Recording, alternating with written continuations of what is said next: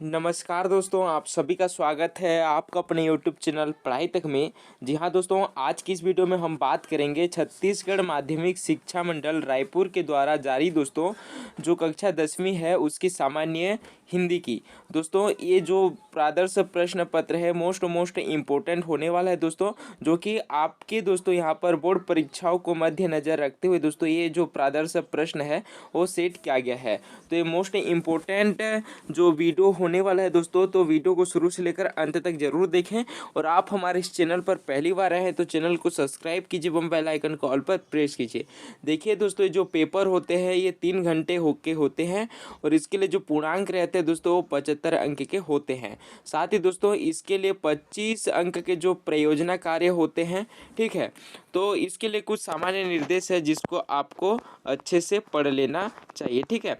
तो दोस्तों देखेंगे कि प्रश्न क्रमांक 1 रहेंगे, उसमें नीचे दिए गए प्रत्येक प्रश्न पर यहाँ पर 4 विकल्प दे रहेंगे, ठीक है। और उत्तर चुनकर दोस्तों अपनी उत्तर पुस्तिका में लिखेंगे और प्रत्येक प्रश्न के जो सही अंक पर उसमें 1 अंक निर्धारित किया गया है, ठीक है। तो पहला जो प्रश्न रहेगा दोस्तों कि नर्मदा का उद्गम स्थल है। नर्मदा का उद्गम स्थल है दोस्तों पहला अमरकंटक, दूसरा कश्मीर, तीसरा इलाहाबाद, चौथा है दोस्तों यहाँ पर छत्तीसगढ़, ठीक है। और दूसरा प्रश्न है दोस्तों विश्व का सबसे बड़ा जनतंत्र है। विश्व का सबसे बड़ा जनतंत्र है दोस्तों, ऑप्शन पहला है यहाँ पर अ भारत, ब है जापान, स है इंग्लैंड और द है रूस। तीसरा प्रश्न है मिट्टी से कलाकृतियाँ बनाना है, ठीक है। तो यहाँ पर देखेंगे, यहाँ पर 4 ऑप्शन दिया हुआ है। ऑप्शन अ है ऋण शिल्प, ऑप्शन ब है हस्तशिल्प, ऑप्शन स है काष्ठ शिल्प और ऑप्शन द है ताम्र शिल्प। उसी प्रकार चौथा प्रश्न है दोस्तों गृह प्रवेश के कवि ने मन की व्यथा क्या थी, ठीक है। यहाँ पर दोस्तों गृह प्रवेश के कवि के मन की जो व्यथा है वो क्या है, ये हमें 4 ऑप्शन दिया हुआ है। ऑप्शन अ है दोस्तों अकेलापन, ऑप्शन ब है गरीबी, ऑप्शन स है बेरोजगारी और ऑप्शन द है घर की कमी, ठीक है। उसी प्रकार पांचवा प्रश्न है दोस्तों जीवन का झरना कविता में मुख्य रूप से कौन सा गुण है। जो जीवन का झरना कविता है दोस्तों उसमें से कौन सा गुण है, यहाँ पर 4 ऑप्शन दिया हुआ है। तो ऑप्शन अ है प्रसाद गुण, ऑप्शन ब है ओज गुण, ऑप्शन स है माधुर्य गुण और ऑप्शन द है इनमें से कोई नहीं। ये रहा दोस्तों प्रश्न क्रमांक 1 का जो अ है, उसमें से दोस्तों यहाँ पर सही विकल्प चुनकर लिखना है जिसमें से दोस्तों 5 अंक के पूछे जाते हैं, ठीक है। अब बात करेंगे दोस्तों प्रश्न क्रमांक 1 के ब सेट, इसमें से दोस्तों यहाँ पर रिक्त स्थानों की पूर्ति करने के लिए पूछा जाता है, ठीक है। ये दोस्तों जो मोस्ट इम्पोर्टेंट प्रश्न है, तो वीडियो को शुरू से लेकर अंत तक जरूर देखेंगे, ठीक है। क्योंकि दोस्तों इसी से ही आपको 75% जो प्रश्न है वो पूछा जाता है। तो ये दोस्तों ये जो प्रश्न सेट है मोस्ट इम्पोर्टेंट है, तो वीडियो को शुरू से लेकर अंत तक जरूर देखेंगे, ठीक है। और पहले भी दोस्तों हम इसके कक्षा 10वीं के यहाँ पर विज्ञान हो गया, सामाजिक विज्ञान हो गया, इन सभी विषय का सीरीज लेकर आ रहे हैं दोस्तों। अगर आप इसकी PDF देखना चाहते हैं तो आप हमारे इस जो व्हाट्सएप ग्रुप है नीचे डिस्क्रिप्शन पर लिंक दिया हुआ, वहाँ पर जाकर दोस्तों आप इससे जुड़ सकते हैं। देखेंगे दोस्तों पहला है यहाँ पर चंद्रग्रहण से लौटती वीर कविता के में मुख्य रूप से खालिस्तान अलंकार का प्रयोग हुआ है। दूसरा है दोस्तों कंधे डालना का अर्थ खालिस्तान है। तीसरा है घिसा नाम पड़ने का कारण खालिस्तान था। चौथा है सी कुमार के पिता का नाम खालिस्तान था। और पांचवा है दोस्तों हिंदी साहित्य का स्वर्णकाल खालिस्तान को कहा जाता है। ये रहा दोस्तों यहाँ पर रिक्त स्थानों की पूर्ति करना, जिससे दोस्तों यहाँ पर 5 प्रश्न पूछे जाते हैं और प्रत्येक प्रश्न में 1-1 अंक रहते हैं। इसी प्रकार दोस्तों प्रश्न क्रमांक 1 के खंड स देखेंगे, इसमें से दोस्तों उचित संबंध जोड़ने के लिए पूछा जाता है। तो यहाँ पर देखेंगे इस पर दोस्तों कॉलम ए है, यहाँ पर दोस्तों राइट साइड में कॉलम बी है। तो यहाँ पर देखेंगे पहले में है दोस्तों शहीद वीर नारायण सिंह, दूसरे में सील के वरम छंद, तीसरा है दोस्तों सात, चौथा है जेब कतरा और पांचवा है आदिकाल। इसी प्रकार दोस्तों यहाँ पर खंड ब है, यहाँ पर दिया हुआ है, ठीक है, वीरगाथा काल। ब में है ज्ञान प्रकाश विवेक, स में है दोस्तों सोना खान, द में है शेषनाथ शर्माशील और ई में है दोस्तों यहाँ पर सुभद्रा कुमारी चौहान। इसी प्रकार दोस्तों प्रश्न क्रमांक में यहाँ पर 3 खंड है अ ब और स, जिसमें से दोस्तों अ में है सही विकल्प जोड़ना, ब में है दोस्तों यहाँ पर रिक्त स्थानों की पूर्ति करना और स में है दोस्तों उचित संबंध जोड़ना। ये दोस्तों प्रश्न क्रमांक 1 से 15 नंबर के प्रश्न पूछे जाते हैं तीनों खंडों से। ठीक है, उसी प्रकार दोस्तों प्रश्न क्रमांक 2 देखेंगे मानसरोवर के काल को स्वर्णिम काल कहने का क्या आशय है। तीसरा प्रश्न दोस्तों, लड़की को दान देते वक्त माँ को अंतिम पूंजी देने जैसा दुख क्यों हो रहा है। तीसरा प्रश्न है, तुरतुरिया नामक स्थान क्यों प्रसिद्ध है। पांचवा प्रश्न है दोस्तों यहाँ पर, मायका एवं ससुराल के बीच की स्थिति को कवि ने पातर प्राण क्यों कहा है। ठीक है, ये दोस्तों मोस्ट इम्पोर्टेंट प्रश्न है। जितने भी प्रश्न आज की इस वीडियो में आपको बता रहा हूँ दोस्तों मोस्ट इम्पोर्टेंट प्रश्न है और आप ही के बोर्ड एग्जाम के मध्य नज़र रखते हुए बनाया गया है। तो इन सभी प्रश्नों को अच्छे से प्रिपरेशन करेंगे। ठीक है, और छठवां प्रश्न है दोस्तों, रीति काल के दो कवि एवं उनकी एक एक रचना का नाम लिखिएगा। सातवां प्रश्न है, बगुला समाज के किस वर्ग का प्रतीक है और उनकी किन विशेषताओं को रेखांकित करता है। आज के समाज में यह उदाहरण कितना प्रासंगिक है। ठीक है, और उसी प्रकार दोस्तों आठवां प्रश्न क्रमांक है, प्रश्न आठवां, मधुलिका का चरित्र चित्रण लिखिए, जो कि दोस्तों 3 नंबर में पूछा जाता है। और मधुलिका का जो चरित्र चित्रण है वो आपको कोई 3 ही लिखना है। ठीक है, नौवां प्रश्न है दोस्तों, धरती के हीरा से आप क्या समझते हैं, अपने विचार प्रकट कीजिए। 10वां प्रश्न है दोस्तों, आधुनिक काल की कोई 3 विशेषताएं लिखिए। ठीक है, और ये जो प्रश्न है दोस्तों 3 नंबर में ही पूछे जाते हैं। ठीक है, और 11वां प्रश्न है, सबका दुख अलग अलग होता है, किस किस तरह के दुख के अनुभव आपने किए हैं उन्हें लिखिए। ठीक है, और इसके लिए दोस्तों यहाँ पर प्रश्न क्रमांक 11वां में अथवा भी दिया हुआ है कि मजदूर नहीं होते तो हमारे दुनिया के विकास कार्यों का क्या होता, कल्पना कर अपने शब्दों में लिखिए। जो मजदूर है दोस्तों वो नहीं होते तो हमारे दुनिया के विकास के कार्यों का क्या होता है, कल्पना करने के लिखना होगा। ठीक है, यहाँ पर प्रश्न क्रमांक 11 में अथवा भी दिया हुआ है। उसी प्रकार दोस्तों प्रश्न क्रमांक 12 देखेंगे कि छत्तीसगढ़ की जनता के बीच वीर नारायण सिंह की लोकप्रियता का कारण क्या है। छत्तीसगढ़ की जनता के बीच वीर नारायण सिंह की लोकप्रियता के कारण क्या है। और इस यहाँ पर दोस्तों अथवा भी दिया हुआ है कि गृह प्रवेश कविता में अतिथियों और चिड़ियों में क्या समानताएं बताई गई है, कोई 4 लिखेंगे। ठीक है, कि गृह प्रवेश कविता में दोस्तों अतिथियों और चिड़िया उनके बीच क्या समानताएं बताई गई है, कोई 4 पॉइंट लिखना होगा। उसी प्रकार प्रश्न 13वां है दोस्तों कि राम रतन धन को जन्म जन्म की पूंजी करने का जो आशय है वो क्या है, लिखिए। ठीक है, कि राम रतन धन को जन्म जन्म की पूंजी कहने का आशय क्या है, लिखिए। और अथवा में दिया हुआ है दोस्तों, भाई रे ऐसा पंथ हमारा, कविता में दादू के पंथ के बारे में क्या क्या बताया गया है। जी हाँ दोस्तों, प्रश्न 13वां के अथवा है कि भाई रे ऐसा पंथ हमारा, कविता में दादू के पंथ के बारे में क्या क्या बताया गया है। ठीक है, ये दोस्तों 4 नंबर में पूछे जाते हैं। अब बात करेंगे दोस्तों प्रश्न क्रमांक 14 की, जिसमें से दोस्तों आपको पद्यांश का भाव अर्थ निकालना है।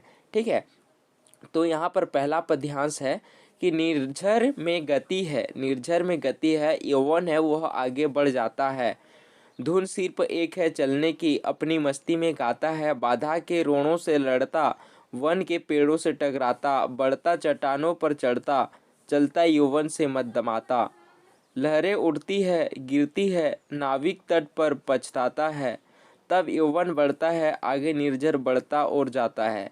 ठीक है, इसी का अथवा है दोस्तों कि मृदुल कल्पना के चल पंखों पर हम तुम दोनों आसीन, भूल जगत के कोलाहल को रूप ले अपनी सृष्टि नवीन, विद विजन के शांत प्रांत में कोलोलिनिन नदी के तीर बनी हुई हो वह कहीं पर हम दोनों की कर्ण कुटीर, कुछ रूखा सूखा खाकर ही पीते हो सरिता का जल, पर न कुटुल आक्षेप जगत के करवाने आवे हम विकल।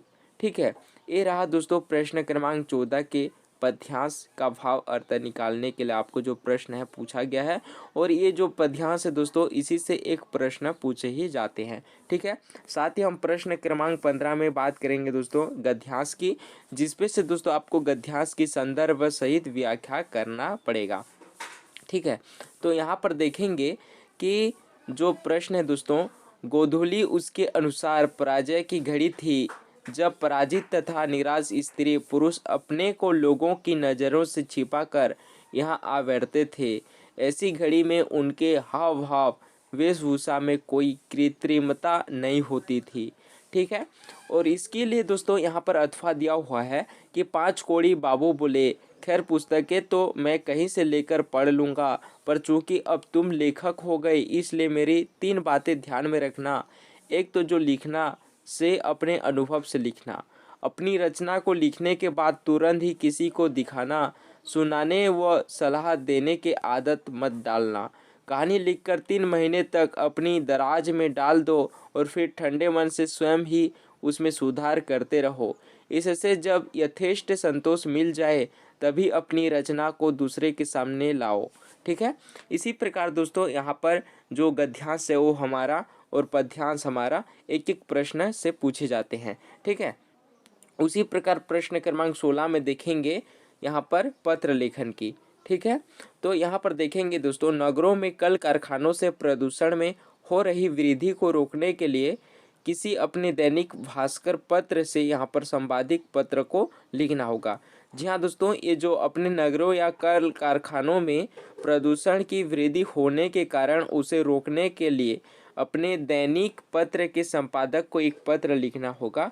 साथ ही दोस्तों इसके अथवा में दिया हुआ है कि अपनी बड़ी बहन की विवाह की तैयारियों संबंधी जानकारी देते हुए अपनी सहेली या दोस्त को एक पत्र लिखिए। ठीक है। इन दोनों में से कोई एक प्रश्न आता है। ठीक है। तो यहाँ पर आपको जो दैनिक पत्र के संपादक को पत्र लिखना होगा और यहाँ पर दोस्तों अपने जो सहेली या दोस्त है उनको पत्र लिखना होगा अपनी बड़ी बहन की विवाह की तैयारियों के संबंध में। ठीक है। उसी प्रकार दोस्तों प्रश्न क्रमांक 17 में बात करेंगे कि अपठित गद्यांश को पढ़कर नीचे दिए गए प्रश्नों के उत्तर लिखना होगा। जी हाँ दोस्तों, देखेंगे इसमें से एक पद्यांश आता है।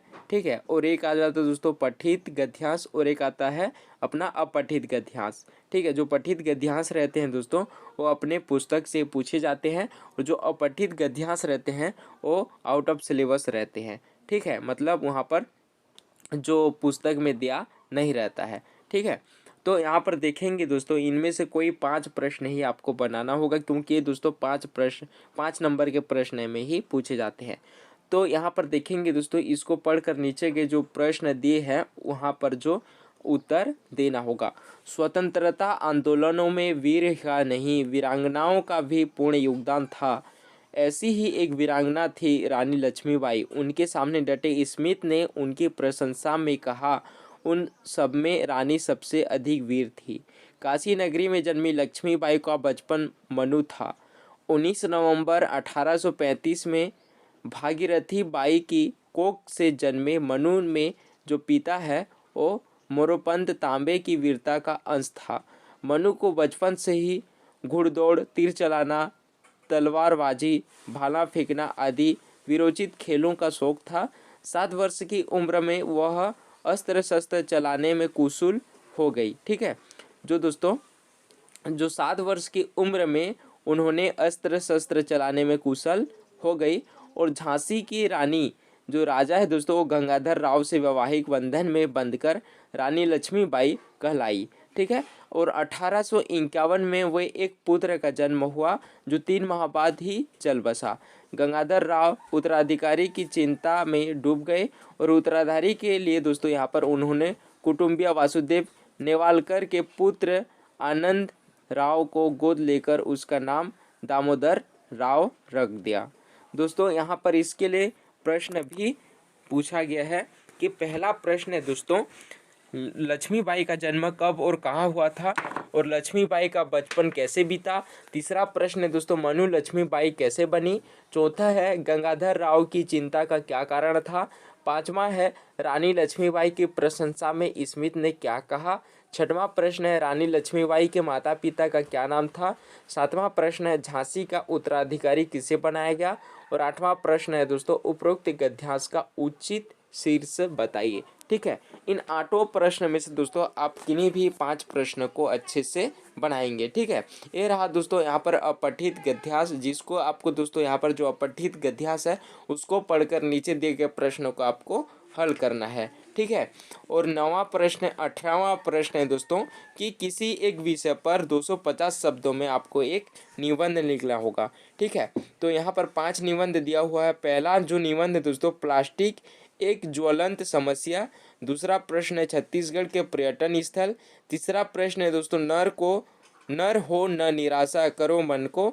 और चौथा जो है दोस्तों, मोबाइल फ़ोन का हमारे जीवन पर प्रभाव। और 5वां है समाज में स्त्रियों की बदलती भूमिका। ये रहा दोस्तों यहाँ पर निबंध, जो कि दोस्तों यहाँ पर 5 निबंध बताया गया है। इन पांचों निबंध में से किसी एक निबंध को 250 शब्दों में लिखना होगा।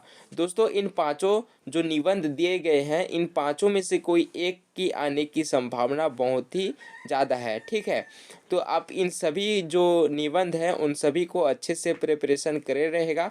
ठीक है। और दोस्तों वीडियो अच्छा लगे तो वीडियो को जो अपने दोस्तों तक शेयर कीजिए, एवं चैनल पर पहली बार आए हैं तो चैनल को सब्सक्राइब कीजिए एवं बेल आइकन को ऑल पर प्रेस कीजिए। दोस्तों हम यहाँ पर कक्षा 10वीं के छत्तीसगढ़ माध्यमिक शिक्षा मंडल रायपुर के द्वारा दोस्तों यहाँ पर जितने भी जो बोर्ड परीक्षाओं में जो प्रश्न, जो इम्पोर्टेंट प्रश्न बनाए गए हैं, इन सभी प्रश्नों को आपके सामने लाते रहेंगे। तो वीडियो को दोस्तों यहाँ पर बहुत से ज़्यादा लोगों को यहाँ पर शेयर करना ना भूलिए।